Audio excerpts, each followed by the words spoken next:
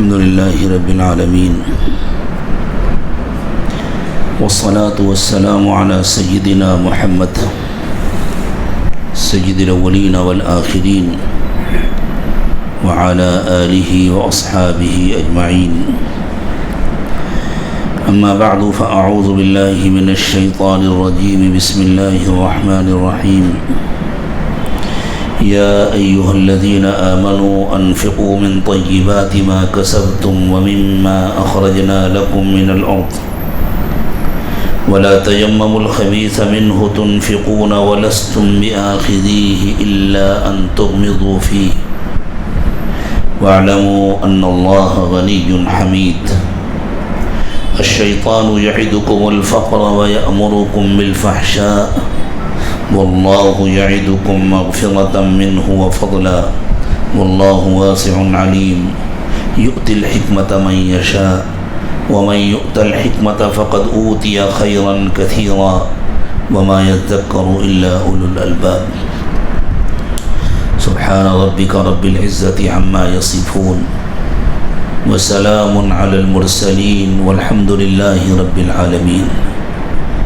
اللهم صل على سيدنا محمد وعلى آل سيدنا محمد وبارك وسلم. اللهم صل على سيدنا محمد وعلى آل سيدنا محمد وبارك وسلم.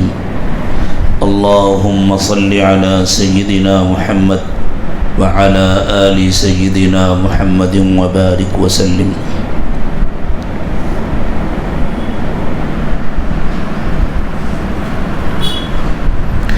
اللہ کے رسول صلی اللہ علیہ وسلم نے ارشاد فرمایا کہ دنیا کی محبت ہر خرابی کی جڑ ہے. جب دل میں دنیا کی محبت آ جاتی ہے تو اس دل میں اللہ کی محبت کی جگہ نہیں بچتی، اور جب دل میں اللہ کی محبت آتی ہے تو دل دنیا کی محبت سے خالی ہوتا ہے. دنیا کی جو نعمتیں اللہ تعالیٰ نے بنائی ہیں وہ اپنے بندوں کے لیے ہی بنائی ہیں. ان کو اللہ کی مرضی کے مطابق حلال طریقے پر حاصل کرنا اور اللہ کی مرضی کے مطابق خرچ کرنا، ان سے فائدہ اٹھانا، اس میں کوئی حرج نہیں ہے. دنیا کی محبت اور چیز ہے. جب دل میں دنیا کی محبت آتی ہے تو انسان دنیا کا، دنیا کے سامان کا، مال کا نہایت حریص ہو جاتا ہے. گویا وہ دنیا کا پجاری ہو جاتا ہے. پھر اس کو ہر وقت اس کی فکر رہتی ہے کہ میرے مال میں اضافہ ہو، چاہے جیسے ہو، اللہ کو راضی کر کے ہو یا اللہ کو ناراض کر کے ہو، بندوں کا حق ادا کر کے ہو یا بندوں کا حق دبا کر ہو، جیسے بھی ہو بس میرے پاس نہ لانا چاہیے. یہ ہے دنیا کی محبت، اور یہ اتنی خطرناک چیز ہے کہ جس کے دل میں دنیا کی محبت آ جاتی ہے وہ دنیا کی خوشیوں سے بھی محروم ہو جاتا ہے. آخرت سے تو محروم ہوگا ہی، وہ دنیا کی خوشیوں سے بھی محروم ہو جاتا ہے. کتنا بھی اس کو مل جائے کم لگتا ہے. اور جس کو اللہ کی طرف سے ملی ہوئی نعمتیں کم لگیں وہ فقیر ہے. جس کو اللہ کی طرف سے ملی ہوئی نعمتیں اپنے لیے بہت لگیں وہ مالدار ہے. ایک شخص ایک ہی وقت میں فقیر بھی ہو سکتا ہے، اسی وقت وہ مالدار بھی ہو سکتا ہے. اگر اس کا دل مطمئن ہو جائے مجھے اللہ نے جو دیا وہ میرے لیے بہت ہے، وہ مالدار ہو گیا. اور اگر اس کے دل میں آئے میرے پاس جو ہے وہ کم ہے، دوسرے کے پاس زیادہ ہے، وہ فقیر ہو گیا. ایک مرتبہ میں ہریانہ سے دلی ایئرپورٹ کی طرف آ رہا تھا. ہمارے ایک دوست ہیں دہلی میں ماشاءاللہ بڑے اچھے تاجر ہیں. ان کی گاڑی تھی، اچھی گاڑی تھی، اس میں ہم سفر کر رہے تھے، وہ ڈرائیو کر رہے تھے، میں بیٹھا ہوا تھا، ایک آدھا احباب اور تھے ساتھ میں پیچھے بیٹھے تھے. مجھے ایئرپورٹ پہنچنا تھا. ایک اوڈی گاڑی نکلی، ہمارے دوست کی زبان سے نکلی، حضرت گاڑی تو وہ ہے. میں نے کہا غلط کہہ رہے ہو، گاڑی یہ ہے. اگر تم نے اس نظر سے دیکھا کہ گاڑی تو اصل وہ ہے تو تم فقیر ہو، اور اگر تم نے اس نظر سے دیکھا کہ میرے پاس جو گاڑی ہے وہ دنیا کی سب سے اچھی گاڑی ہے، تم بادشاہ ہو. یہ شکر ہے، وہ ناشکری ہے. جو اللہ نے دیا اس میں خوش رہو، اور چاہیے محنت کرو اپنے لیے، بچوں کے لیے محنت کرو. محنت سے اللہ نے نہیں منع کیا، لیکن جو اللہ نے دیا اس سے خوش رہو، تم بادشاہ ہو. اور جو اللہ نے دیا ہے اگر تم اس سے خوش نہیں ہو تو تم اربوں پتی بن جاؤ، تم فقیر ہو. اور جتنی دولت بڑھتی جائے گی تمہارا اتنا فقر بڑھتا جائے گا، تمہاری اتنی محتاجگی بڑھتی جائے گی. اس لیے کہ دولت جس اسپیڈ سے بڑھے گی تمہاری تمنائیں اس سے زیادہ اسپیڈ سے بڑھیں گی. تو جتنی دولت بڑھتی جائے گی تم اتنے زیادہ پہلے کے مقابلے میں اور بڑے فقیر ہو جاؤ گے.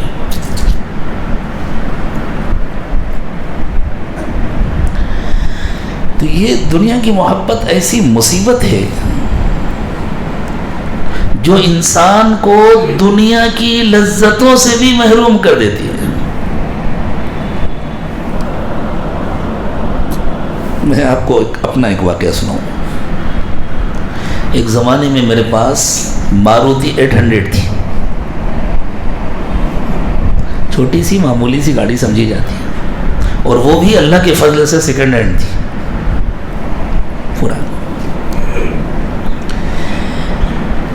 میں بمبئی میں کہیں سفر کر رہا تھا اپنے بچوں کے ساتھ. بچے آپس میں بات چیت کر رہے تھے، میں گاڑی چلا رہا تھا، اللہ کو یاد کر رہا تھا. اہلیہ بھی ساتھ میں تھی، بچے بھی تھے. تو اچانک میرے چھوٹے بچے نے مجھ سے سوال کیا، ابی سب سے اچھی گاڑی کون سی ہوتی ہے؟ میں نے کہا جو تمہارے ابی کے پاس ہو. جو تمہارے ابی کے پاس ہو وہ دنیا کی سب سے اچھی گاڑی ہوتی ہے، اس سے اچھی کوئی گاڑی نہیں ہوتی. اللہ ہمیں شکر گزار بناتے ہیں. دیکھیں ایک بچہ ہے جس کی تمنا ہے کہ مجھ کو ایک نئی سائیکل مل جائے. باپ نے کہا ٹھیک ہے، بہت محنت سے پڑھو، حفظ مکمل ہو جائے، ایک محراب سنا دو، سائیکل لے لینا. یا S S C L S C کے نمبرات اعلیٰ درجے کے لاؤ، اچھی کامیابی حاصل کرو، سائیکل لے لینا. اس نے خوب محنت کی، دن رات ایک کیا. حفظ کر رہا تھا تو بہت اچھا حافظ ہو گیا، امتحان دے رہا تھا بہت اچھے نمبرات آئے. اب اسے اطمینان ہوا میرے ابا مجھے سائیکل دلائیں گے. باپ نے جا کے اس کو سائیکل دلا دی. کتنے کی آئے گی سائیکل؟ 4000 5000 کی سائیکل دلا دی. اس کی خوشیوں کا ٹھکانہ نہیں. وہ اپنی سائیکل لے کر اب روڈ پر نکلا. کتنا خوش ہے اس کا دل. اور ایک بیچارہ مالدار فقیر، یاد رکھیے گا یہ جملہ، مالدار فقیر. اکثر مالدار دنیا میں فقیر ہوتے ہیں. اس کی تمنا تھی کہ میں مرسیڈیز خریدوں گا، نہیں خرید پایا. اس نے بیچارے نے ایک کریٹا لے لیا، کوئی معمولی گاڑی ہے کریٹا. اب وہ اپنی کریٹا لے کر کے روڈ پہ نکلا. بتاؤ بادشاہ کون ہے، فقیر کون ہے؟ سائیکل لے کر نکلنے والا بچہ مالدار ہے، بادشاہ ہے، اس کی خوشیوں کا ٹھکانہ نہیں. میری تمنا پوری ہو گئی. وہ نئی نویلی کریٹا میں نکلنے والا فقیر ہے، وہ پریشان ہے، میری تمنا نہیں پوری ہوئی. یہ دنیا تمنائیں پوری کرنے کی جگہ نہیں ہے. یہ دنیا ضرورتیں پوری کرنے کی جگہ ہے. جو ضرورتوں پر مطمئن ہو گیا اور اللہ سے جس نے اپنے دل کو خوش کر لیا، اللہ کا شکر گزار بن گیا، وہ دنیا میں بادشاہوں سے اچھی زندگی گزارتا ہے اور پھر اللہ کو راضی کر کے جاتا ہے تو جنت کا بادشاہ بنتا ہے۔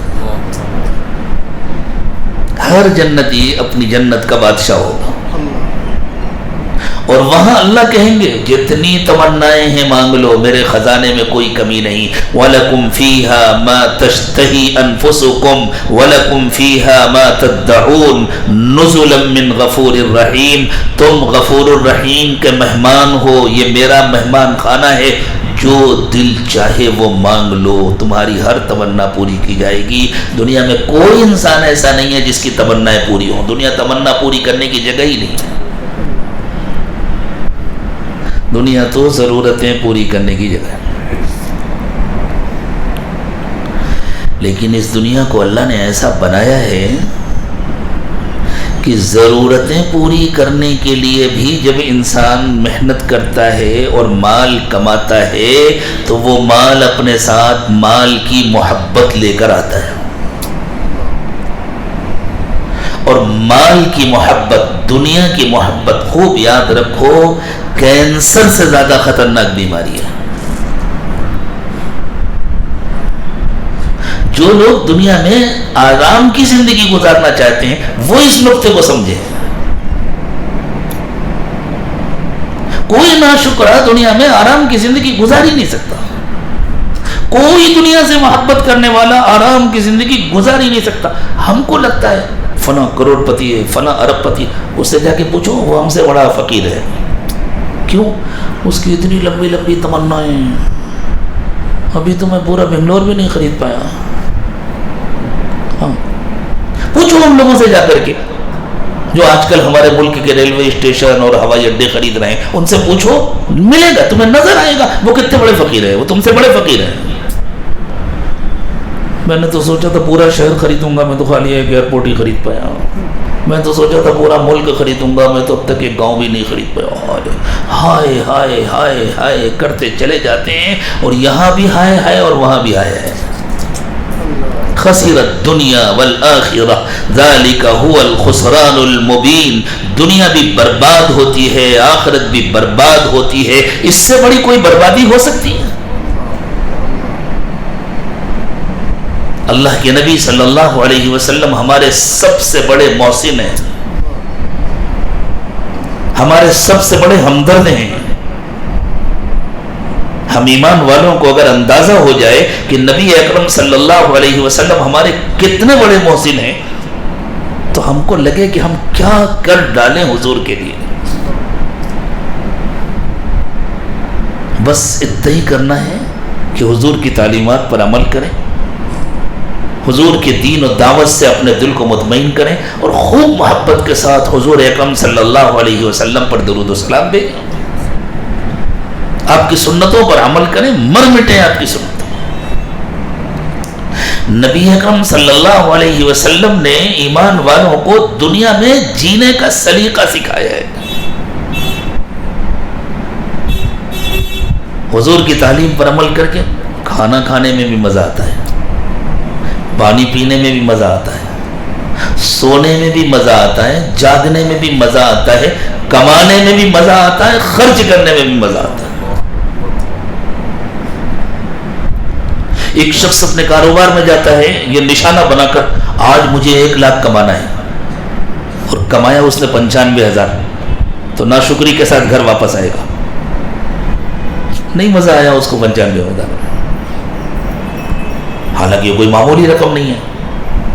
ایک شخص اپنے گھر سے نکلتا ہے، اللہ جو کچھ دیں گے آپ اپنے فضل سے دیں گے، اللہ میں آپ کے فضل کا محتاج ہوں، اللہ آپ کے حکم پر میں محنت کرنے جا رہا ہوں، کمانے جا رہا ہوں، اللہ میرا کوئی حق نہیں ہے، آپ جو کچھ دیں گے وہ آپ کا کرم ہوگا، آپ کا احسان ہوگا۔ اس کو 95,000 نہیں دیا اللہ نے اس کو 50,000 دیا، وہ 50,000 لے کر کتنا خوش خوش آئے گا، میرا تو ایک پیسے کا بھی حق نہیں تھا، میرے اللہ نے کرم فرمایا اور اس میں تو میری ساری ضرورتیں پوری ہو جائیں گی، بچ بھی جائے گا، میرے بچوں کی بھی ضرورتیں پوری ہو جائیں گی۔ بتلاؤ جس نے 50,000 کمایا وہ مالدار ہے یا جس نے 95,000 کمایا وہ مالدار ہے؟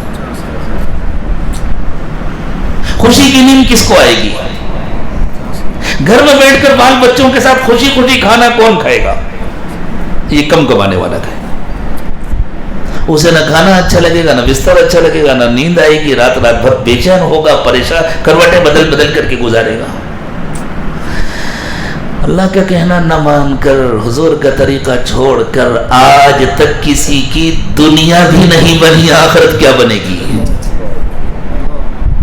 آج تک کوئی دنیا میں بھی خوش نہیں رہ سکتا، آخرت میں کیا خوش ہوگا؟ یہ موٹی موٹی باتیں کوئی ایسی ہیں جن کے لیے مزید دلائل کی ضرورت ہے؟ جس کا دل چاہے آزما کے دیکھ لے، جس کا دل چاہے تجربہ کر کے دیکھ لے۔ اس کے لیے ضروری ہے کہ ہمارے دل میں دنیا کی محبت نہ آنے پائے۔ نعمتیں رہیں اللہ کی، اللہ کا احسان ہے، اللہ کا کرم ہے۔ جیسے کشتی پانی میں چلتی ہے نا، کشتی کے لیے پانی سب سے بڑی نعمت ہے، پانی کے بغیر کشتی چل نہیں سکتی، لیکن پانی کا کشتی سے باہر رہنا ضروری ہے۔ پانی اگر کشتی کے اندر آئے گا تو کشتی کو ڈبا دے گا۔ دنیا کی جتنی نعمتیں ہیں وہ اللہ کا بڑا فضل ہیں، لیکن ان کا ہمارے دل سے باہر رہنا ضروری ہے۔ دنیا کی نعمتیں ہمارے گھر میں ہوں، ہماری الماری میں ہوں، ہمارے جیب میں ہوں، ہمارے بینک میں ہوں، لیکن ہمارے دل میں نہ ہو۔ اگر دل میں آئیں تو دل کو ڈبا دے گی، بالکل اسی طرح جیسے پانی اندر آیا تو کشتی ڈوب جائے۔ لیکن اللہ نے اس دنیا کو بنایا ایسا ہے کہ اس کی محبت گھستی ہے، تو پھر کیا کریں؟ اللہ کہتے ہیں اپنی حلال پاکیزہ کمائی میں سے ہمارے لیے خرچ کرو۔ جب خرچ کرو گے تو دل سے دنیا کی محبت نکلے گی، جب خرچ کرو گے تو دل میں ہماری محبت آئے گی۔ اور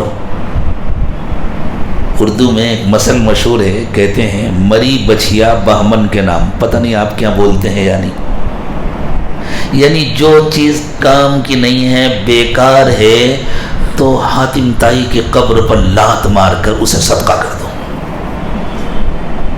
اللہ فرماتے ہیں ایسے صدقے سے دل سے دنیا کی محبت نہیں نکلے گی۔ جس چیز سے تمہارے دل کو تعلق ہے، جس سے تم کو محبت ہے، تمہارا اچھا مال، تمہارا اچھا سامان، اس کو اللہ کی محبت میں صدقہ کرو، تب تم اچھے اور کامیاب انسان بنو گے، تب تمہارے دل سے دنیا کی محبت نکلے گی۔ لن تنالوا البر حتى تنفقوا مما تحبون۔ اس وقت تک تم نیک نہیں بن سکتے جب تک اپنی پسندیدہ چیز نہ صدقہ کرو۔ اپنا کمایا ہوا مال، اپنی جمع کی ہوئی رقم اس میں سے کر۔ یہ نہیں کہتے اللہ کی سب صدقہ کر دو، خود اللہ تعالیٰ نے منع کیا، فرمایا درمیانی راستہ اختیار کرو، اعتدال کا راستہ اپناؤ۔ وَلَا تَجْعَلْ يَدَكَ مَغْلُولَةً إِلَىٰ عُنُقِكَ۔ صدقہ تو داہنے ہاتھ سے کرنا چاہیے تھا نا، اس لیے میں بائیں ہاتھ سے اشارہ کرنے جا رہا تھا لیکن میں رک گیا۔ وَلَا تَجْعَلْ يَدَكَ مَغْلُولَةً إِلَىٰ عُنُقِكَ۔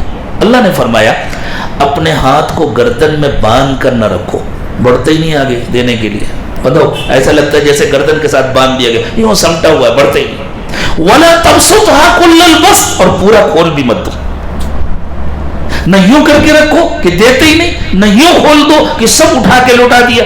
فَتَقْعُدَ مَلُومًا مَحْسُورًا۔ سب آج سب خرچ کر دیا، اور اب اگلے دن دوسروں سے مانگ رہے ہیں، بھائی میں نے تو سب صدقہ کر دیا تھا، میرے پاس تو کچھ بچا نہیں، اب میرے گھر میں چولہا جلانے کے لیے بھی انتظام نہیں، اللہ کے واسطے کچھ کرو۔ تو لوگ کہیں گے اچھا کل تو حاتم تائی بن رہے تھے، آج فقیر ہو گئے،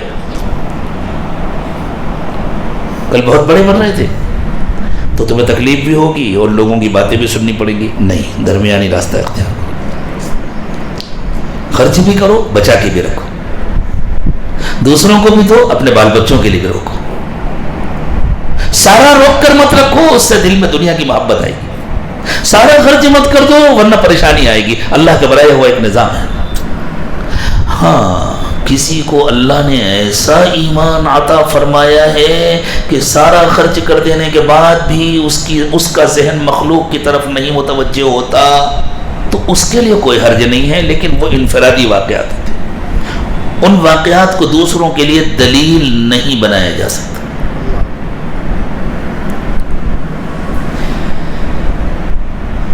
ایک موقع پر اللہ کے رسول صلی اللہ علیہ وسلم کو دشمن کے مقابلے کے لیے لمبا سفر کرنا تھا، غزوہ تبوک کے موقع پر، اور بڑے مشکل حالات تھے۔ حضور اکرم صلی اللہ علیہ وسلم کو جنگی تیاری کرنی تھی تو پیسوں کی شدید ضرورت تھی، اور ایسے موقع پر اللہ کے نبی صلی اللہ علیہ وسلم صحابہ کرام سے تقاضا کرتے تھے کہ جس کو اللہ نے جتنی ہمت دی لاؤ تو۔ اللہ کے لیے دینی کاموں کے لیے چندہ مانگنا بھی سنت ہے، لیکن چندہ بازی سنت نہیں ہے۔ چندہ مانگنا الگ ہے، چندے بازی الگ ہے۔ جس کی جتنی ہمت تھی وہ لا کے دے رہا تھا، حتیٰ کہ بعض غریب صحابہ کرام نے تو یہ کیا کہ ان کے پاس دینے کے لیے کچھ نہیں تھا، کسی کے یہاں گئے مزدوری کی، اور اس زمانے میں مزدوری میں کھجوریں ملتی تھیں، اس میں سے کچھ تھوڑی سی کھجوریں گھر والوں کے کھانے کے لیے رکھ لی، اور تھوڑی سی کھجوریں مٹھی بھر لے کر کے حضور میرے پاس اور تو کچھ نہیں، یہ لے لیجئے، کسی مجاہد کے کام آ جائیں گی، وہ کھا لے گا۔ اللہ کے نبی صلی اللہ علیہ وسلم نے ان کھجوروں کو سارے مال کے اوپر رکھا، یہ کتنا قیمتی چندہ ہے۔ اسی موقع پر سیدنا عثمان ابن عفان رضی اللہ تعالی عنہ نے اتنا بڑا چندہ دیا، اللہ نے ان کو خوب نوازا تھا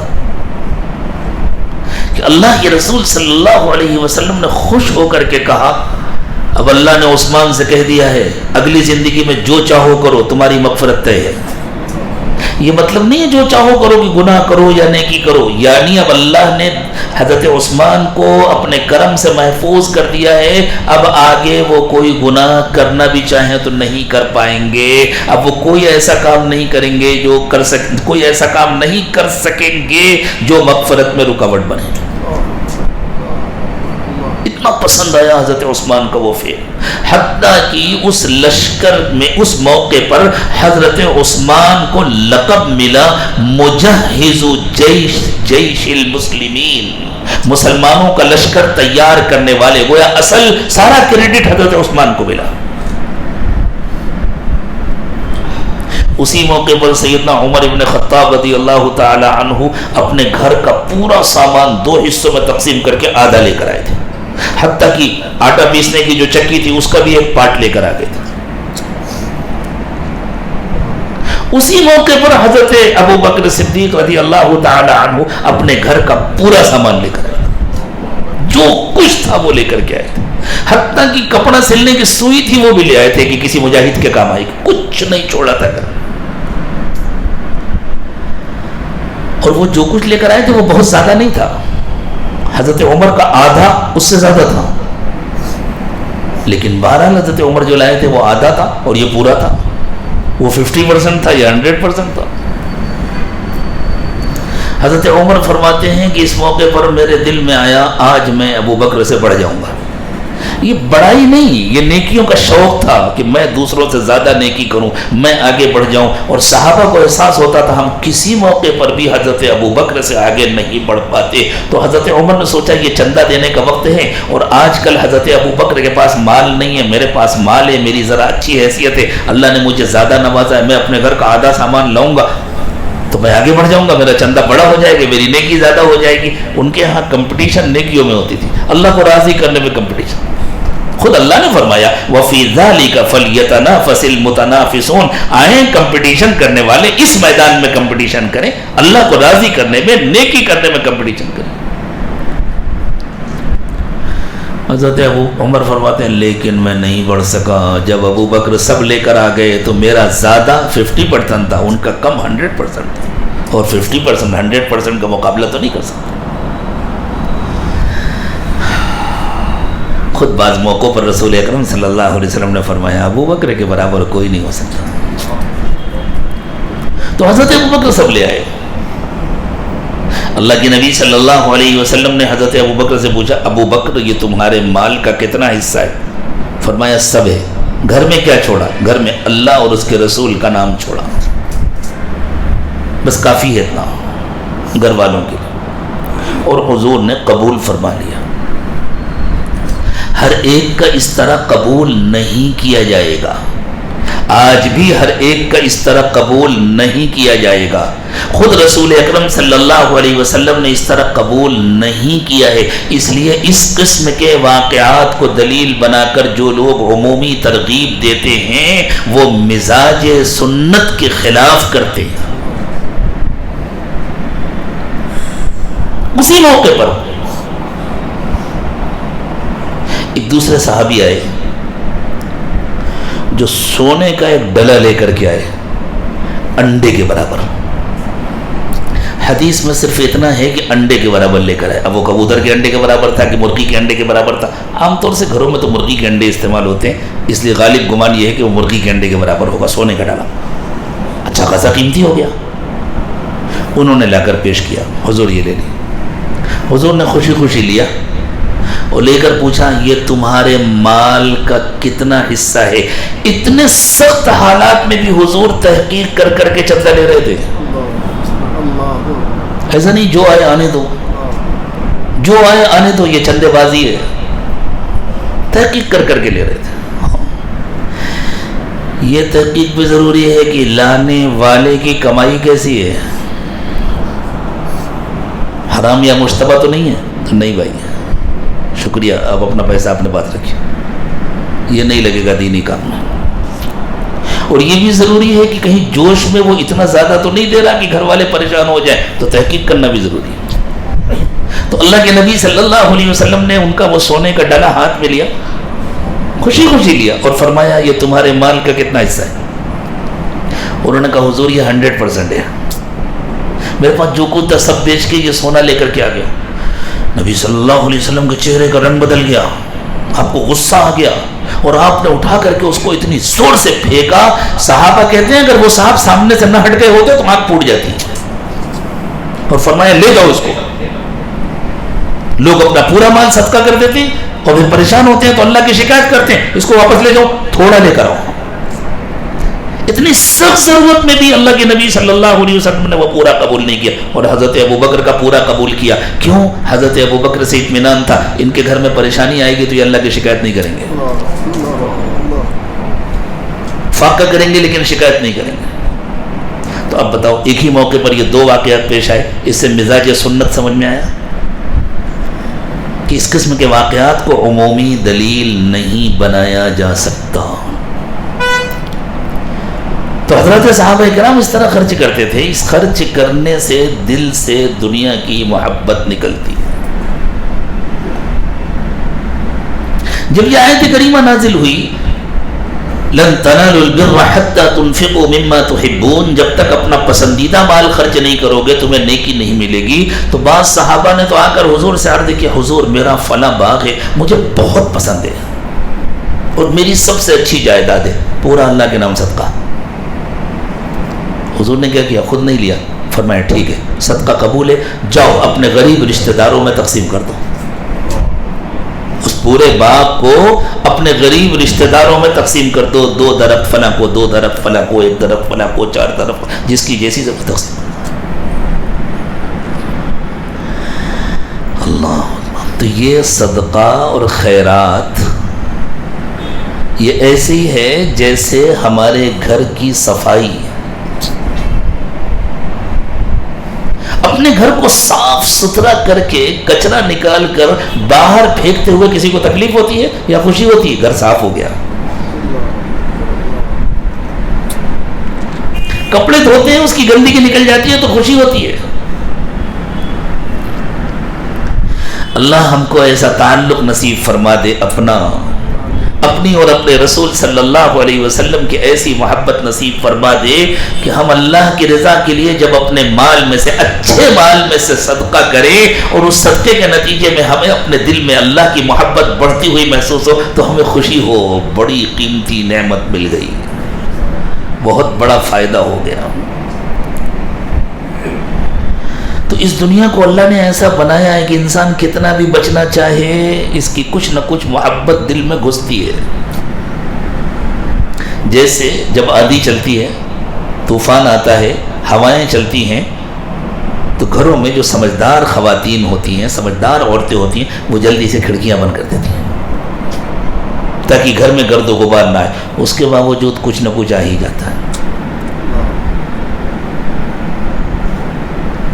ایئر کنڈیشن روم جو بالکل بند ہوتے ہیں, جو بالکل پیک ہوتے ہیں, ان میں بھی کچھ نہ کچھ گندگی آ ہی جاتی ہے, کچھ نہ کچھ گرد و غبار آ ہی جاتا ہے. اسے صاف کرنا پڑتا ہے. اور کسی کو شکایت نہیں ہوتی میں نے اتنی احتیاط کی اس کے باوجود آ گئی. ہر مرد جانتا ہے, ہر عورت جانتی ہے, نہیں یہ دنیا ایسی ہے, کچھ نہ کچھ آتا ہی ہے. آفس کو بھی صاف کرنا پڑتا ہے, گھر کو بھی صاف کرنا پڑتا ہے, دکان کو بھی صاف کرنا پڑتا ہے. میرے دوستوں, جس طرح آفسوں کو, گھروں کو, دکانوں کو صاف کرنا پڑتا ہے, اللہ نے اس دنیا کو ایسا بنایا ہے, اس کی کچھ نہ کچھ محبت دل میں آ کے ہی رہے گی.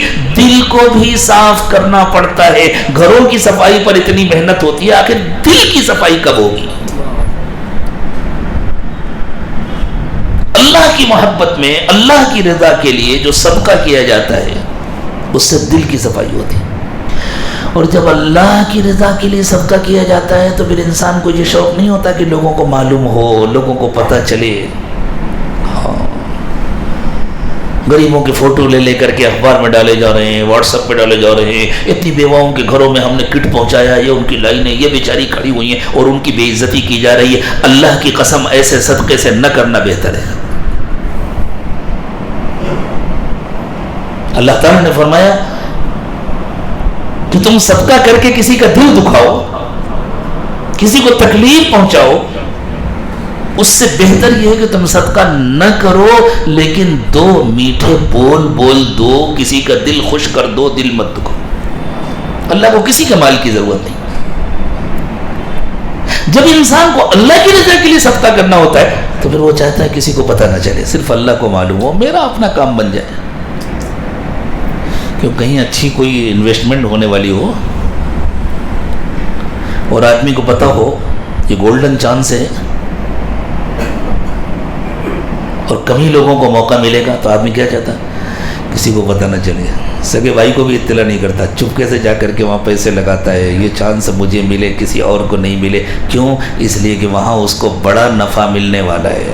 اعلان نہیں کرتا پھرتا ہو میں نے اتنے پیسے لگائے, میں نے فلاں جگہ اتنا پلاٹ خریدا, یہ کیا وہ کیا, پتہ نہیں. اپنا بینک بیلنس بھی کسی کو نہیں بتاتا, اپنی جائیداد کسی کو نہیں بتاتا, اس کو چھپا کر کے رکھتا ہے. اپنا صدقہ خیرات انسان تبھی بتلاتا پھرتا ہے, تبھی اعلان کرتا ہے جب اسے آخرت میں ملنے کا یقین نہیں ہوتا. جس کو اللہ کی رضا کا یقین ہوتا ہے, جس کو آخرت میں ملنے کا یقین ہوتا ہے, وہ چھپا کے رکھتا ہے.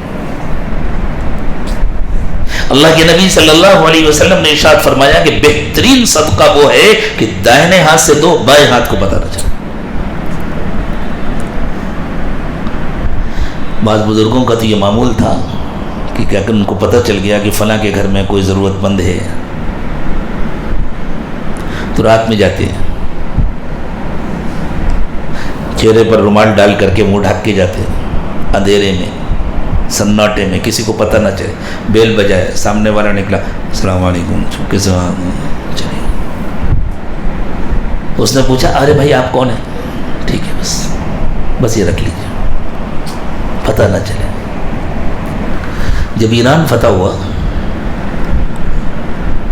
اور ایک علاقے کا بڑا بادشاہ تھا, ایک تو کسرا تھا سب سے بڑا بادشاہ.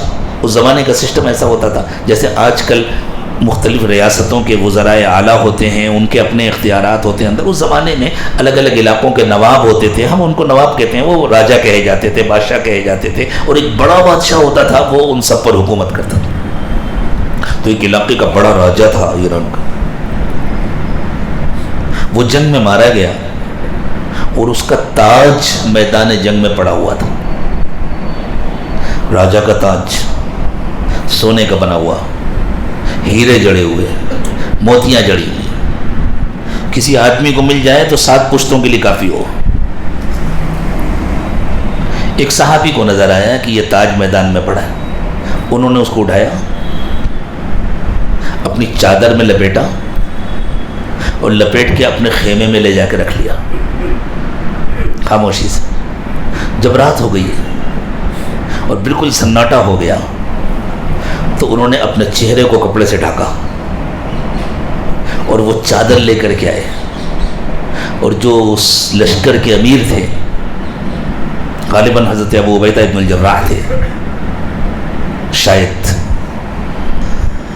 ان کے پاس آئے اور کہا کہ یہ راجا کا تاج پڑا ہوا تھا میدان میں، میری نظر پڑ گئی تھی، میں نے چھپا کر کے رکھ لیا تھا کہ کہیں ایسا نہ ہو کہ کسی کی نظر پڑ جائے، خدا نہ خواستہ کوئی چوری کرے، کوئی خیانت کرے، یہ لے لیجئے چونکہ یہ تو بیت المال کی امانت ہے۔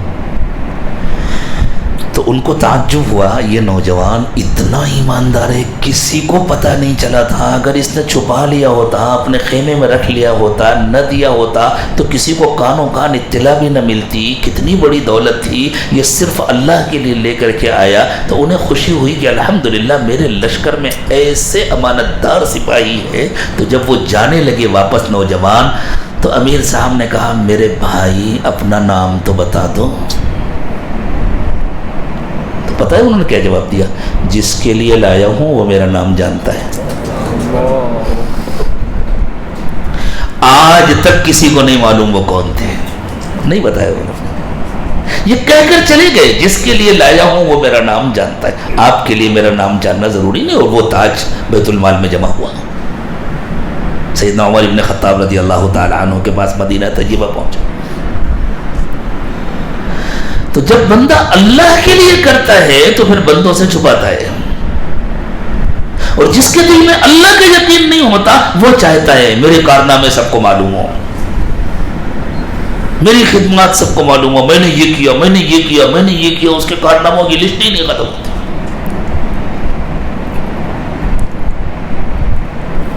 ہمارے تعلق والوں میں ایک بڑے مالدار آدمی تھے بمبئی میں، اللہ تعالیٰ ان کی حفاظت فرمائے، صحت و عافیت سے رکھے، بوڑھے ہو گئے بیچارے۔ انہوں نے بڑے اخلاص کے ساتھ ایک مرتبہ مجھ سے ایک بات کہی، وہ سمجھ بھی نہیں سکے کہ یہ کتنی خطرناک بات ہے۔ مجھ سے کہنے لگے مولانا میں بھیونڈی آنا چاہتا ہوں، ہمارا شہر چھوٹا سا ہے بھیونڈی، بمبئی سے ذرا دور ہے۔ میں نے کہا خیریت، کیسے آنا چاہتے ہیں؟ میں چاہتا ہوں کہ میں کچھ بیواؤں کے گھر جا کر اپنے ہاتھ سے ان کی مدد کروں۔ ان کے دل میں یہ تھا کہ میں بیواؤں کو اپنے ہاتھ سے، میں نے کہا ضرورت نہیں ہے، اپنے پیسے اپنے پاس رکھو، آنے کی ضرورت نہیں۔ تو ان کو تعجب ہوا، اچھے خاصے میرے پرانے تعلقات تھے کہ آنے سے منع کر۔ میں نے کہا آپ میرے گھر آنا چاہتے ہیں تشریف لائیں، لیکن اس کام سے آنا چاہتے ہیں تو بتائیے گا۔ کہنے لگے کیوں؟ میں نے کہا آپ کو اندازہ ہے اس کا نتیجہ کیا ہوگا؟ آپ کی نہایت قیمتی چمچماتی گاڑی غریب محلے میں جا کر کھڑی ہوگی، بیوائیں کہاں رہیں گی؟ غریب محلے میں رہیں گے نا، تو سارے محلے والے آپ کی گاڑی دیکھیں گے، سب متوجہ ہو جائیں گے۔ اس کے بعد جب آپ چل کے جائیں گے تو محلے کے نوجوان آپ کے پیچھے پیچھے جائیں گے، وہ اتنے بڑے سیٹ صاحب آئے ہیں، کہاں جا رہے ہیں؟ فلاں بیوہ کے گھر میں جب آپ کھڑے ہوئے اور اس کو آپ نے دیا، اس کی تو عزت ختم ہو گئی ہے، وہ تو پورے محلے کی نگاہوں سے گر گئی۔ اس سے بہتر یہ ہے کہ اپنے پیسے اپنے پاس رکھو، دینے کی ضرورت نہیں، کسی کی عزت سے کھلواڑ مت کرو۔ تو وہ کہنے لگے بات تو صحیح ہے، میں نے تو نہیں سوچا تھا، پھر میں کیا کروں؟ میں کتنے پیسے دینے ہیں مجھے دو، میں بھجوا دوں گا انشاءاللہ۔ پھر میں نے ان کو بتلایا کہ پتہ ہے میں خود نہیں جاتا ہوں دینے کے لیے، میں پیسے اپنی اہلیہ کو دیتا ہوں، اور وہ فون کرتی ہیں، ارے اتنے دن ہو گئے آپ آئی نہیں، ملاقات کا دل چاہتا تھا، کسی وقت آ جائیے، ذرا ملاقات ہو جائے، کیسی ہے؟ اب وہ ملاقات کے لیے آئیں اور خاموشی سے ان کے ہاتھ میں دے دیں۔ اگر کوئی ایسی ہے کہ آ نہیں سکتی، دور ہے، تکلیف ہے، پریشانی ہے، تو چھوٹے بچوں کو بھیج دیا۔ بچے کسی محلے میں آتے ہیں جاتے ہیں، روزانہ آتے جاتے رہتے ہیں، کسی کو خیال بھی نہیں ہوتا، آ رہے ہیں کسی کام سے آئے ہوں گے، وہ گئے چپ چاپ، یہ امی نے آپ کے لیے بھیجا ہے۔ مدد کرو غریبوں کی، لیکن ان کی عزت سے مت کھیلو، ان کو ذلیل مت کرو، ورنہ اللہ تمہاری عزت ختم کر دیں گے، اللہ تم سے تمہاری عزت چھین لیں گے۔ یہ بھی ہو سکتا ہے کہ دولت بھی چھین لے، عزت بھی چھین لے۔ کس کام کی ایسی دولت کہ انسان کی اپنی اولاد ہی اس کی عزت نہ کرے؟ یہ سزا ملتی ہے، اللہ ہم سب کی حفاظت فرمائے۔ اس لیے اللہ نے اور اللہ کے رسول صلی اللہ علیہ وسلم نے یہ طریقہ سکھایا، دل سے دنیا کی محبت نکالنے کے لیے اپنا اچھا حلال قیمتی مال اللہ کی رضا کے لیے خرچ کرو، اور یہ سمجھو کہ ہم نے غریب کو نہیں دیا، اللہ کو دیا ہے. غریب نے لے لیا یعنی اللہ نے میرا مال قبول کر لیا، تو اللہ کا شکر ادا کرو. اور ساتھ میں اس پر اللہ کا شکر ادا کرو کہ اللہ یہ آپ کا احسان ہے کہ آپ نے مجھے دینے کی پوزیشن میں بنایا. آپ چاہتے تو مجھے لینے کی پوزیشن میں بنا دیتے. آپ چاہتے تو اس غریب کی جگہ میں کھڑا ہوتا اور میری جگہ یہ کھڑا ہوتا. اللہ آپ کا کرم ہے کہ آپ نے مجھے دینے کی پوزیشن میں بنایا. اللہ اس کی ضرورتیں بھی پوری کر دیجئے، اس کی تکلیف بھی دور کر دیجئے. یہ بھی تو آپ کا بندہ ہے اور اللہ ہمیشہ مجھے اسی طرح دینے کی ہی پوزیشن میں رکھی ہے. یہ اللہ تعالیٰ کی طرف سے امتحان ہوتا ہے. غریبوں کا بھی امتحان ہے کہ وہ اپنی غربت میں بھی اللہ سے مطمئن رہتے ہیں، راضی رہتے ہیں یا نہیں. ان کے دل میں لالچ تو نہیں آتی. اور مالداروں کا بھی اللہ کی طرف سے امتحان ہے کہ اس دولت کے ذریعے سے ان کے دل میں غرور تو نہیں آتا، تکبر تو نہیں آتا. مالداروں کے پاس جو پیسہ آتا ہے وہ سب ان کا نہیں ہوتا. روزی کی تقسیم اللہ کرتے ہیں نا. اللہ تعالیٰ نے فرمایا وَمَا مِن دَابَّةٍ فِي الْأَرْضِ إِلَّا عَلَى اللَّهِ رِزْقُهَا. ہر جاندار کی روزی اللہ کے ذمے ہے. تو روزی اللہ کس طرح دیتے ہیں؟ کبھی اللہ کسی کو روزی دیتے ہیں کسی آفس کے ذریعے سے، وہ جا کے آفس میں کام کرتا ہے، روزی ملتی تو دوسرے ہی کے ہاتھ سے تو ملتا ہے نا، لیکن اس نے کام کیا ہوتا ہے. کبھی انسان کو اللہ روزی دیتے ہیں تجارت کے ذریعے، تو تجارت میں جو پیسے آ رہے ہیں وہ دوسرے ہی کے ہاتھ سے تو آ رہے ہیں نا. خود تو نہیں اگ رہے پیسے، اگ تو نہیں رہے، دوسرے کے ہاتھ سے آ رہے ہیں نا. لیکن وہاں دوسرے کے ہاتھ سے لیتا ہے آدمی، کوئی حرج نہیں ہے. بالکل اسی طرح کبھی اللہ تعالیٰ کسی غریب کی روزی کسی مالدار کے پاس بھیجتے ہیں. غریب کا امتحان ہوتا ہے کہ اس کے دل میں لالچ نہ آنے پائے. مالدار کا امتحان ہوتا ہے کہ جس کی روزی اس کے پاس آئی ہے اس نے اس کے پاس پہنچایا ہے یا نہیں پہنچایا. نہیں پہنچایا تو چور ہے، خائن ہے. اور اگر پہنچایا تو اس نے اپنا کام کیا. یہاں بھی دوسرے کے ہاتھ سے آ رہی ہے تو تجارت میں بھی تو دوسرے ہی کے ہاتھ سے پیسے آتے ہیں، ملازمت میں بھی تو دوسرے ہی کے ہاتھ سے پیسے آتے ہیں. تو اگر غریب کے پاس اللہ تعالیٰ کسی مالدار کے ذریعے بھیج رہے ہیں تو اس میں اس کی بے عزتی نہیں ہے. اور اس مالدار کو کوئی حق نہیں ہے کہ اس کی بے عزتی کرے. اگر بے عزتی کرے گا اللہ اس کے ذریعے بھیجنا بند کریں گے، دوسرے کے ذریعے بھیجیں گے اور اس کی روزی بند کر دیں گے.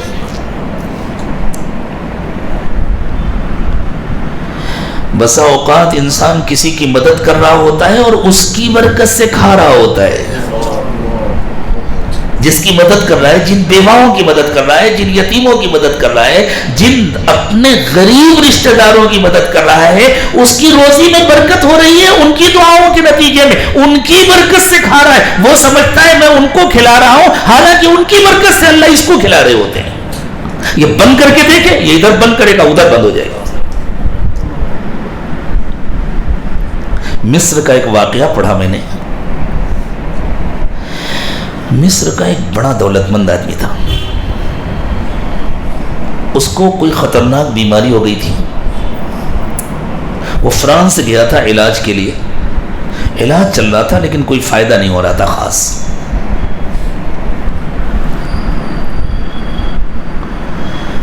وہ گوشت لینے کے لیے گیا ہوا تھا، بکرے کا گوشت لینے دکان پر. اور اس نے اچھی خاصی مقدار میں گوشت لیا جیسے عام طور سے مالدار لوگ لیتے ہیں. اس کی نظر پڑی کہ ایک غریب عورت ہے. یہ دکاندار جو چھوٹے چھوٹے گوشت کے ٹکڑے یا چربی کے ٹکڑے پھینک دیتا ہے باہر کی طرف، اس میں سے چن چن کر چھوٹی چھوٹی گوشت کی بوٹیاں نکال رہی ہے وہ عورت. تو اس کو ترس آیا. مسلمان تھا، وہ بھی مسلمان تھی. اس نے کہا بہن یہ تم کیا کر رہی ہو؟ اس کی آنکھوں میں آنسو آ گئے. اس نے کہا میں بیوہ ہوں، میرے شوہر کا انتقال ہو گیا ہے، میرے چھوٹے چھوٹے بچے ہیں، بچوں نے ضد کی ہے گوشت کھائیں گے، میرے پاس گوشت خریدنے کے پیسے نہیں ہیں. تو یہ جو چربی میں تھوڑے تھوڑے سے ٹکڑے لگے ہیں یہ میں مختلف دکانوں میں جا کر کے جمع کر رہی ہوں. تھوڑا سا گوشت ہو جائے گا تو میں اپنے یتیم بچوں کو پکا کر کھلا دوں گی. بس اس کے دل میں خیال آیا. اس نے دکاندار سے کہا اس کو گوشت دو، اچھا گوشت، 1 کلو 2 کلو جتنی ضرورت ہی دیا. اور چونکہ یہ مالدار آدمی تھا اس نے کہا بہن جب بھی تمہارے بچے گوشت کھانے کے لیے کہا کریں یہاں سے آ کر کے گوشت لیا کرو. دکاندار سے کہا یہ بہن جب بھی گوشت لینے آئے جتنا مانگے اس کو گوشت دے دینا. معلوم تھا کتنا مانگے گی, جتنی گھر کی ضرورت ہوگی اتنا اس کو گوشت دے دینا. میں جب آیا کروں گا تو مجھے بتلا دینا, پیسے مجھ سے لے لیا کرنا. دوسرے دن سے بیماری ختم ہونی شروع ہو گئی. دوسرے دن سے فرانس جا کر فائدہ نہیں ہوا تھا, گوشت کی دکان پر علاج ہو گیا. چند دنوں میں بیماری ختم ہو گئی. پڑوس کے ملک کا ایک واقعہ پڑھا میں نے. ایک حاجی صاحب بہت بیمار ہو گئے تھے, اتنے کمزور ہو گئے تھے کہ اٹھنے بیٹھنے کے لائق نہیں تھے, کھانا پینا مشکل تھا. تو گھر والوں نے ان کی خدمت کے لیے ایک چھوٹا بچہ لا کر کے رکھا. ایک دن حاجی صاحب اپنی آرام کرسی پر بیٹھے ہوئے تھے, وہ بچہ ان کی خدمت کے لیے حاضر تھا کہ پانی چاہیے, دوا چاہیے, پیش کرو. تو انہوں نے ایسے پوچھ لیا کہ بیٹا اتنی چھوٹی عمر میں تم پڑھنے کے بجائے کام پر لگ گئے, اس کی کیا وجہ؟ تو اس بچے کی آنکھوں میں آنسو آ گئے. اس نے کہا حاجی صاحب میں بھی اسکول میں پڑھتا تھا, پھر کیا ہوا, میرے علاقے میں زلزلہ آیا, میرے والدین فوت ہو گئے, کوئی میرا خرچ اٹھانے والا نہیں تھا, اس لیے میری پڑھائی چھوٹ گئی. میرے رشتہ داروں نے بھی منہ موڑ لیا اور میں یہاں آ گیا کہ آپ کے گھر میں رہوں گا تو کم از کم 2 وقت روٹی تو مل جائے گی, مجھے چھت تو مل جائے گی رہنے کے لیے, میں جی لوں گا. تو حاجی صاحب کی آنکھوں میں آنسو آ گئے. انہوں نے کہا بیٹا تم پڑھنا چاہتے ہو؟ کہا میں پڑھنا چاہتا ہوں, میری تمنا ہے کہ میں پڑھوں لکھوں اور کامیاب انسان بنوں. حاجی صاحب نے اپنے سیکرٹری کو بلایا اور کہا شہر کے اچھے اسکول میں لے جا کر اس کا داخلہ کرو. معلوم کیا کس کلاس میں پڑھتا تھا تو اچھا تھا وہ پڑھنے میں, اور کہا بیٹا تم میرے ہی گھر میں رہو گے, تمہاری ساری ضرورتیں یہیں سے پوری ہوں گی, اور اب تم کو یہ کام کرنے کی ضرورت نہیں ہے, میں دوسرا انتظام کر لوں گا, تم پڑھو. بچہ پہلے دن بیگ لے کر اسکول گیا. حاجی صاحب اپنی کرسی سے اٹھ کر کے کمرے کے اندر چلنے کے قابل ہو گئے. پہلے دن انہوں نے اپنے سیکرٹری سے کہا جاؤ غریب محلوں میں جاؤ اور ایسے 10 مسلمان یتیم بچوں کو تلاش کر کے لاؤ. ان کا سیکرٹری گاڑی لے کر کے گیا, ایسے 10 بچوں کو تلاش کیا. انہوں نے کہا ان سارے بچوں کا اچھے اسکول میں داخلہ کراؤ, یہ میرے گھر میں رہیں گے, ان کے لیے اچھے کھانے پینے کا انتظام کرو, ان کے لیے اچھے یونیفارم کا انتظام کرو. اور اللہ نے ان کو اچھا کر دیا. ایک دن وہ اپنے لان میں ٹہل رہے تھے بغیر بیساکھی کے, تو ان کے کوئی دوست ملنے کے لیے آئے تو وہ حیران ہو گئے, کہنے لگے یہ کیا ہوا, آپ اتنے اچھے کیسے ہو گئے؟ کہا میں نے وہ نسخہ دریافت کر لیا جو ڈاکٹروں کے پاس نہیں تھا. اللہ کے رسول صلی اللہ علیہ وسلم نے ارشاد فرمایا ایمان والو اپنے مریضوں کا علاج صدقے کے ذریعے کیا کرو. نہ معلوم کس کی دعائیں ملتی ہیں جو ہمارے گھروں میں برکتیں اترتی ہیں, نہ معلوم کس کی دعائیں ملتی ہیں جو حادثات سے ہماری اور ہمارے بچوں کی حفاظت ہوتی ہے. اس میں ہمارا تمہارا کمال نہیں ہے, اس میں اللہ کے ان بندوں اور بندیوں کا کمال ہے جن کے حصے کی روزی ہمارے تمہارے گھر میں اترتی ہے, اور ہم صرف اتنا کرتے ہیں کہ بے ایمانی نہیں کرتے, ایمانداری سے پہنچا دیتے. جو صدقہ کرتا ہے وہ صرف اتنا کرتا ہے کہ وہ بے ایمانی نہیں کر رہا, ایمانداری سے اللہ نے جس کے حصے کی روزی اس کے پاس بھیجی ہے وہ جا کر پہنچا رہا ہے. بس ایک زمانے میں ڈاکیے جاتے تھے منی آرڈر تقسیم کرنے کے لیے. جب آن لائن ٹرانزیکشن نہیں ہوتا تھا, کسی کے پاس پیسے بھیجنا ہوتی, یہی راستہ تھا, منی آرڈر بھیجا جاتا تھا. تو ڈاکیا جب آفس سے نکلتا تھا تو اس کے پاس کتنی رقم ہوتی تھی؟ اور کتنے فارم ہوتے تھے، وہ ایک ایک فارم دیکھتا تھا اور جس کی رقم ہے اس کو پہنچاتا تھا. جب تک یہ ایمانداری سے پہنچاتا رہے گا اس کی ملازمت باقی رہے گی، اس کی تنخواہ ملتی رہے گی، اس کے گھر میں خوشحالی رہے گی. کیوں؟ اس کے پاس جو رقم ہے اس کی اپنی نہیں ہے، اس کے پاس ایڈریس لکھے ہوئے ہیں، اتنا فلاں کا ہے، اتنا فلاں کا ہے، اتنا فلاں کا ہے. اللہ تعالیٰ نے بھی ہمیں جتنا پیسہ دیا ہے وہ سب ہمارا نہیں ہے، ہمیں ایڈریس دے دیے ہیں. للفقراء الذین احصروا فی سبیل اللہ لا یستطیعون ضربا فی الارض. کہیں ایڈریس دیا اللہ نے، انما الصدقات للفقراء والمساکین والعاملین علیہا والمؤلفۃ قلوبہم وفی الرقاب والغارمین وفی سبیل اللہ وابن السبیل. یہ ایڈریس ہے جو اللہ تعالی نے دیے. یہاں یہاں یہاں یہاں پہنچاؤ، خوشحال رہو گے، دنیا میں بھی خوش رہو گے، آخرت میں بھی خوش رہو گے.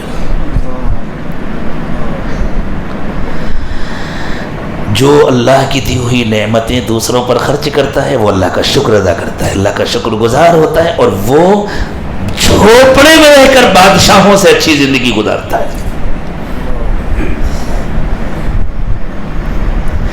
اور جو وہ ساری دولت سمیٹ کر کے رکھتا ہے، اللہ کی ناشکری کرتا ہے، وہ شاہی محل میں رہتا ہے، اور اس سے اچھی زندگی فٹ پاتھ پر رہنے والوں کی ہوتی ہے.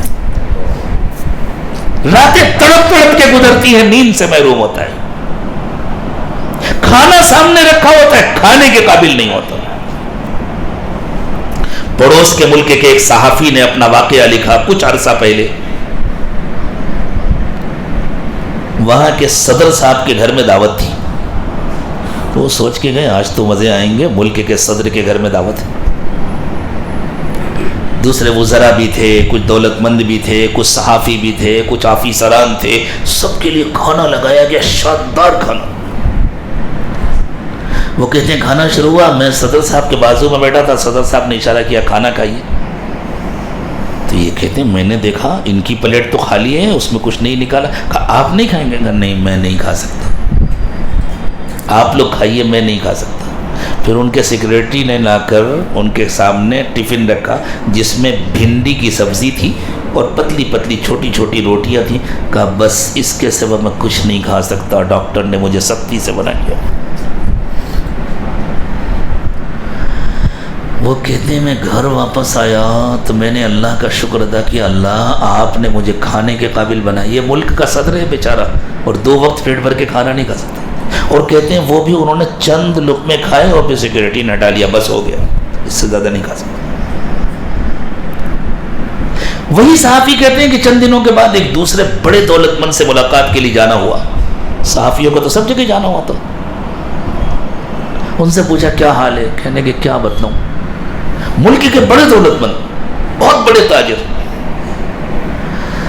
کہنے لگے میرا مسئلہ یہ ہے کہ موشن نہیں ہوتا، پیٹ کی صفائی نہیں ہوتی. 2 دن میں 1 مرتبہ اسپتال جاتا ہوں، مشینوں کے ذریعے ڈاکٹر میرے پیٹ کی صفائی کرتے ہیں، اور مجھے اتنی تکلیف ہوتی ہے کہ میں بتلا نہیں سکتا. ایک ملک کا صدر ہے، کھا نہیں سکتا. ایک اتنا بڑا مالدار ہے، جو کھایا ہے اسے نکال نہیں سکتا. یہ کہتے ہیں اس دن مجھے قدر ہوئی، اللہ پیٹ بھر کے کھانا بھی آپ کی کتنی بڑی نعمت ہے، اور بیت الخلا میں جا کر کے پیٹ کا صاف ہو جانا بھی آپ کی کتنی بڑی نعمت ہے. ہم نے تو صرف دولت کو ہی نعمت سمجھا تھا، ہم نے صرف کوٹھیوں کو اور محلات کو ہی نعمت سمجھا تھا. یہ کتنی بڑی نعمت ہے. جس نے اللہ سے محبت کرنا سیکھ لیا، جس نے اللہ کی دی ہوئی نعمتوں سے خوش رہنا سیکھ لیا، جس نے قناعت سیکھ لی، وہ بادشاہ بن گیا. یہ پورا مجمع ابھی بادشاہ بن کے جا سکتا ہے.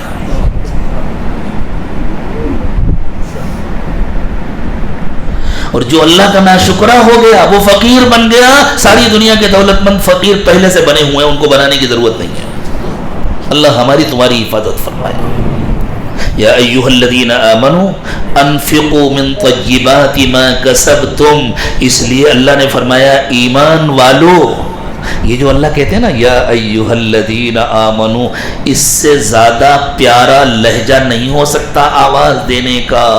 اس کا مطلب یہ ہے اے مجھے ماننے والے بندو، اے مجھ سے پیار کرنے والے بندو، اے میری ذات کا یقین کرنے والے بندو، اے میرے پاس آ کر آخرت میں حساب کا یقین کرنے والے بندو، میری یاد میں چپ کے رونے والے بندو، میری محبت میں تڑپنے والے بندو۔ یہ صفات ہوتی ہیں ایمان والے کی۔ اللہ بڑی محبت سے کہہ رہے ہیں یا ایھا الذین آمنو، اللہ کرے ہم آپ اس قابل ہو جائیں کہ اس خطاب کے ہم مخاطب بن جائیں۔ اللہ ایمان والی خصوصیات ہمیں نصیب فرما دے، تو ہمیں تو سن کر تڑپ جانا چاہیے، میرے اللہ نے اتنی محبت سے مجھے آواز دی ہے۔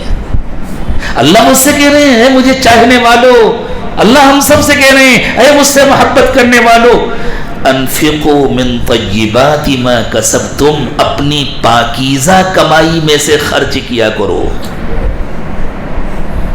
یعنی تمہاری کمائی پاکیزہ ہونی چاہیے، تمہاری کمائی مشتبہ نہیں ہونی چاہیے، تمہاری کمائی حرام نہیں ہونی چاہیے، تمہاری کمائی پاکیزہ ہونی چاہیے۔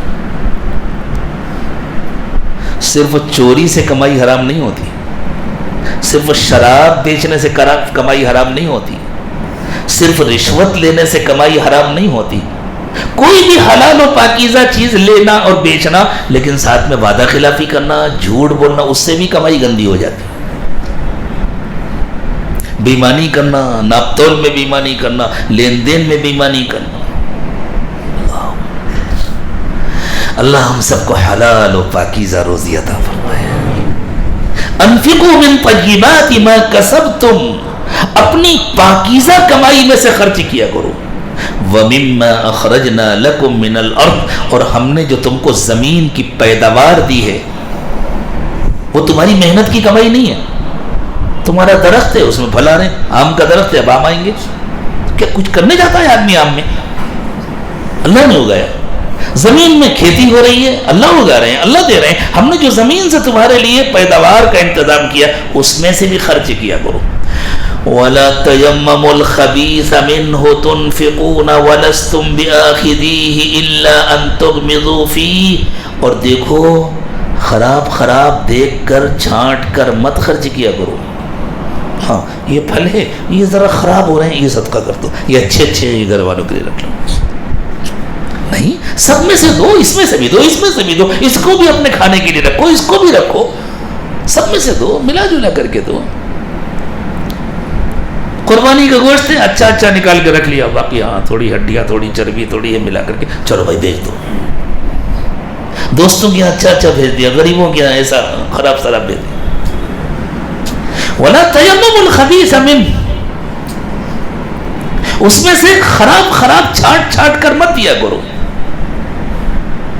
ایسا مال کہ اگر تمہیں کوئی دے تو تمہارا دل خوش نہ ہو، لے لو الگ بات ہے، کوئی اس قسم کا مال تمہارے پاس بھیجے، کوئی اس قسم کا سامان تمہارے پاس بھیجے اور تم کچھ نہ بولو کہ چلیں پڑوسی ہیں بھیج دیا تو کچھ کہنے کی ضرورت نہیں ہے، لیکن تمہارا دل خوش نہ ہو، ایسا مال تم بھی دوسروں کو مت دیا کرو، ایسا دیا کرو جس سے دل خوش ہو۔ اور اگر ایسا ہے مستقل دینے کی عادت ہے، کبھی ایسا ہے یہ بھی دے دیا، کبھی اچھا ہے وہ بھی دے دیا، تو پھر سامنے والے کا دل خوش ہوگا، بھائی ان کے پاس جیسا آتا ہے ویسا دے۔ کیا مشکل ہے، رمضان کا مہینہ ہے، اللہ نے نعمتوں سے نوازا ہے، اپنے گھر میں افطار کا انتظام کر رہے ہیں، پڑوس میں کوئی بیوہ ہے، کوئی یتیم ہے، کوئی غریب ہے، اپنے لیے لینے گئے تھوڑا سا اس کے لیے بھی لیتے ہیں، لیکن اسی معیار کا جس معیار کا اپنے لیے لیا اسی طرح اس کے لیے بھی لے لیا، ایک شاپر اس کے یہاں پہنچا دیا، ایک تھیلی اس کے یہاں پہنچا دیا۔ کوئی تصور نہیں کر سکتا آخرت میں جو ملے گا وہ تو ملے گا، اس کی برکت سے دنیا میں بھی کیا ملے گا۔ وَاعْلَمُوا أَنَّ اللَّهَ غَنِيٌّ حَمِيدٌ، اور یاد رکھو اللہ بڑے مالدار ہیں۔ کیا مطلب اللہ بڑے مالدار ہیں؟ اللہ فقیر نہیں ہے کہ تم سے مانگ رہے ہیں کہ میرے پاس اپنے غریب بندوں کو دینے کے لیے تھا نہیں، تمہارے پاس دولت ہے تو تھوڑا سا دے دو۔ اللہ بڑے مالدار ہیں، اللہ چاہے تو ساری دنیا کے غریبوں کو ڈائریکٹ دے دیں، تمہارا محتاج ہی نہ بنائیں، اور تمہارے پاس جو ہے وہ بھی اللہ کے خزانے سے آیا ہے. اللہ تو تمہارے دل کو جانچنا چاہتے ہیں, اللہ تمہارا امتحان لینا چاہتے ہیں, اور تمہیں پتہ نہیں ہے تمہارے ذریعے خرچ کرا کہ اللہ تمہیں بادشاہ بنانا چاہتے ہیں. تم نہ خرچ کر کے فقیر بننا چاہتے ہو. آدمی کیوں ڈرتا ہے خرچ کرنے سے؟ خرچ کروں گا تو فقیر ہو جاؤں گا. اللہ کہتے ہیں خرچ نہ کرو گے تو فقیر ہو جاؤ گے. چاہے تمہاری دولت روزانہ ڈبل ہوا کرے, لیکن خرچ نہیں کرو گے تو جتنی دولت بڑھتی جائے گی اس سے زیادہ تمہارا فقر و فاقہ بڑھتا جائے گا, اس سے زیادہ تمہاری محتاجگی بڑھتی جائے گی. محتاجگی کا تعلق دل سے ہوتا ہے, محتاجگی کا تعلق بینک بیلنس سے نہیں ہوتا, اور مالداری کا تعلق دل سے ہوتا ہے. مالداری کا تعلق بینک میں رکھی ہوئی دولت سے نہیں ہوتا. نبی اکرم صلی اللہ علیہ وسلم نے ارشاد فرمایا الغنا غنا النفس, مالداری کا تعلق دل سے ہے. مالدار آدمی دل سے مالدار ہوتا ہے. تو اللہ تمہارے ذریعے خرچ کرا کہ تمہیں بادشاہ بنانا چاہتے ہیں, تم روک روک کر فقیر بننا چاہتے ہو. اللہ سب سے بڑے دولت مند ہے, اور اللہ قابل تعریف ہیں. تم خرچ کر کے اللہ پر کوئی احسان نہیں کرتے, خرچ کر کے اللہ کا شکر ادا کرو کہ اللہ آپ نے توفیق دے دی خرچ کرنے کی, اور اللہ آپ نے مجھے اس قابل بنایا کہ میں کسی کو دے سکوں, کسی کی مدد کر سکوں, کسی کا علاج کرا سکوں, کسی کا پیٹ بھر سکوں, کسی کو کپڑے پہنا سکوں, کسی بچے کو کتابیں دلا سکوں, کاپیاں دلا سکوں, کسی کی میں فیس بھر سکوں. اللہ یہ آپ کا کرم ہے, آپ کا احسان ہے کہ آپ نے مجھے اس قابل بنایا. اللہ آئندہ بھی مہربانی فرمائیے گا, اس نعمت سے محروم نہ فرمائیے گا. تو اللہ قابل تعریف ہے, خرچ کرو اور اللہ کا شکر ادا کرو, خرچ کرو اور اللہ کی تعریف کرو. الشیطان یعدکم الفقر ویأمرکم بالفحشاء, شیطان تم کو محتاجگی سے ڈراتا ہے, خرچ کرو گے تو ختم ہو جائے گا, اور تم سے بے حیائیوں کے کام کراتا ہے. واللہ یعدکم مغفرۃ منہ وفضلا, اور اللہ تم سے وعدہ کر رہے ہیں مغفرت کا اور فضل کا. مغفرت کا تعلق آخرت سے, فضل کا تعلق دنیا سے ہے. یعنی اللہ تم سے وعدہ کر رہے ہیں کہ اگر تم اللہ کے لیے خرچ کرو گے تو آخرت میں اللہ تمہاری مغفرت کریں گے, دنیا میں اللہ تمہیں فضل سے نوازیں گے, یعنی اور دیں گے, خوشیاں دیں گے, سکون کی زندگی دیں گے, اطمینان اور راحت دیں گے, بیماریوں سے بچائیں گے, تکلیفوں سے بچائیں گے, حادثات سے بچائیں گے. واللہ واسع علیم, اللہ کے خزانے میں کوئی کمی نہیں ہے کہ اللہ تم سے مانگے. اللہ بڑے علم والے ہیں, اللہ تمہارے دلوں کا حال جانتے ہیں. تمہارے دل میں دنیا کی محبت ہے یا اللہ کی محبت ہے؟ یعنی جو تم خرچ کر رہے ہو اس لیے کر رہے ہو کہ لوگ میری تعریف کریں, اخباروں میں میرا نام آئے, واٹس ایپ پر میرا نام آئے, فلاں نے اتنا کیا, یہ تو بدنیتی ہے. یا اس لیے کر رہے ہو کہ میرے اللہ مجھ سے راضی ہو جائیں, میرے اللہ میرے گناہوں کو دھو دیں, میرے اللہ میرے دل کو پاک و صاف کر دیں, میرے دل سے دنیا کی محبت نکل جائے, میرے دل میں اللہ کی محبت آ جائے. کس کے دل میں کیا ہے اللہ خوب جانتے ہیں. آخر میں فرمایا دیکھو یہ کام کی باتیں ہیں, اور کام کی باتیں خوش نصیبوں کے ہی سمجھ میں آتی ہیں. یؤتی الحکمت من یشاء, اللہ جس کو چاہتے ہیں حکمت عطا فرماتے ہیں. یہ حکمت کی باتیں ہیں, یعنی بڑے کام کی باتیں. ومن یؤت الحکمت فقد اوتی خیرا کثیرا, جس کو حکمت مل گئی اسے بہت بڑا خزانہ مل گیا. وما یذکر الا اولو الالباب, یہ نصیحتیں صرف سمجھداروں کے سمجھ میں آتی ہیں, یہ نصیحتیں صرف عقل مندوں کے سمجھ میں آتی. اب ہمارا امتحان ہے کہ ہم عقل مند ہیں یا نہیں. اگر یہ نصیحتیں سمجھ میں آ گئیں اور ہم اپنی کمائی میں سے اللہ کے لیے نکالنے لگے اور اللہ کی محبت میں خرچ کرنے لگے اور اللہ نے ہمیں جتنا دیا ہے اس سے خوش رہنے لگے, تو ہم عقل مندوں میں شامل ہو گئے. یہ سمجھ میں آ گئے. مضمون لمبا ہے لیکن وقت میں اس سے زیادہ کی گنجائش نہیں ہے, اور جتنی باتیں آج عرض کی گئی ہیں آج اتنی سمجھ میں آ جائیں اور اس پر عمل ہو جائے تو آگے اللہ نے جو کہا ہے اس پر خود بخود عمل شروع ہو جائے. آگے وہی ہے جو اس کے بعد بندہ کرے گا. جب یہ باتیں سمجھ میں آ جائیں گی تو آگے کی آیات کا ترجمہ کے بغیر وہ خود بخود ہماری زندگی میں آ جائیں گی. اللہ مجھے بھی توفیق دے, آپ کو بھی. وآخر دعوانا ان الحمدللہ رب العالمین. آج تک جو کمیاں کوتاہیاں ہوئیں ہم سے, ہم سچے دل سے معافی مانگ لیں, اللہ سے توبہ کر لیں. اسی نیت سے توبہ کے کلمات پڑھیں کہ اللہ ہم آپ سے سچی توبہ کر رہے ہیں, ہمیں معاف کر دیجیے. آج کے بعد سے ہم آپ کی مرضی کی زندگی گزاریں گے. اور جو آپ کی مرضی بتلائے گا، جو آپ کی مرضی سکھائے گا، حضرت محمد صلی اللہ علیہ وسلم نے بتلایا، اور حضرت محمد صلی اللہ علیہ وسلم کا جو وارث اللہ آپ کی مرضی ہم کو بتلائے گا، ہم اس کی بات سنیں گے، اس کے مشوروں پر عمل کریں گے، اس کے پیچھے پیچھے چلیں گے، اس کے ساتھ ساتھ رہیں گے۔ اسی نیت کے ساتھ توبہ کے کلمات پڑھیں، اور جو حضرات مرد یا خواتین بیعت کرنا چاہتے ہیں، سلسلے میں داخل ہونا چاہتے ہیں، وہ ساتھ میں سلسلے میں داخل ہونے کی نیت کریں۔ بسم اللہ الرحمن الرحیم، لا الہ الا اللہ محمد الرسول اللہ صلی اللہ علیہ وسلم، آمنت باللہ وملائکتہ وکتبہ ورسلہ والیوم الآخر والقدر خیرہ وشرہ من اللہ تعالی والبعث بعد الموت، آمنت باللہ کما ہوا بأسمائہ وصفاتہ وقبلت جمیع احکامہ، اشہد ان لا الہ الا اللہ واشہد ان محمدا عبدہ ورسولہ، استغفر اللہ ربی من کل ذنب واتوب الیہ برحمتک یا ارحم الراحمین۔ دعا فرما لیں۔ سبحان ربی العلی الاعلی الوہاب، اللہم صلی علی سیدنا محمد وعلى آل سيدنا محمد وبارك وسلم۔ ربنا ظلمنا انفسنا وان لم تغفر لنا وترحمنا لنكونن من الخاسرین۔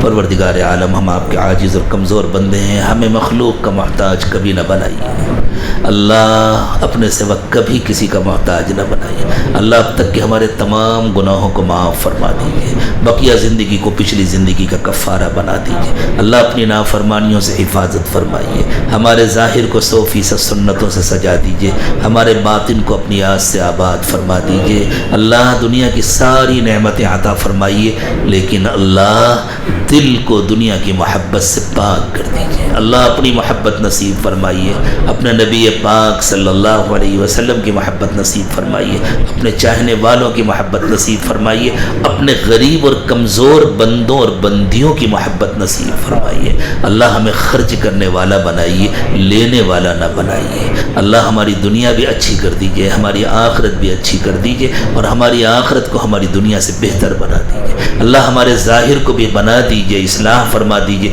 ہمارے باطن کی بھی اصلاح فرما دیجیے، اور اللہ ہمارے باطن کو ہمارے ظاہر سے بہتر بنا دیجیے۔ پیارے اللہ، جو مانگا وہ بھی عطا فرمائیے، جو مانگنا چاہیے نہیں مانگ سکے وہ بھی عطا فرمائیے، بغیر مانگے عطا فرمائیے، مانگنے کا سلیقہ عطا فرمائیے اللہ۔ اٹھنے سے پہلے ہم سب کی مغفرت فرما دیجیے اللہ۔ جو لوگ بھی ابھی سن رہے ہیں دنیا میں کہیں بھی بیٹھ کر یا آئندہ سنیں گے اللہ، سب کی مغفرت فرما دیجیے اللہ۔ ہماری، ہمارے گھر والوں کی، ہمارے متعلقین کی، ہمارے چاہنے والوں کی، چھوٹوں کی، بڑوں کی، مردوں کی، عورتوں کی، بوڑھوں کی، بچوں کی اللہ، سب کی مغفرت فرما دیجیے۔ سب کو اپنا بنا لیجیے، سب سے راضی ہو جائیے، سب کے دلوں کو چمکا دیجیے، سب کو نور نسبت عطا فرما دیجیے اللہ۔ دور قریب جن لوگوں نے بھی دعاؤں کے لیے کہا یا ان کو ہم سے اچھی توقعات ہیں، محض اپنے فضل و کرم سے ان کی توقعات سے بڑھ کر انہیں عطا فرمائیے اللہ۔ بیماروں کو شفا عطا فرمائیے، پریشان حالوں کی پریشانیاں دور فرما دیجیے اللہ۔ جو ایمان کے ساتھ اس دنیا سے جا چکے ان سب کی مغفرت فرما دیجیے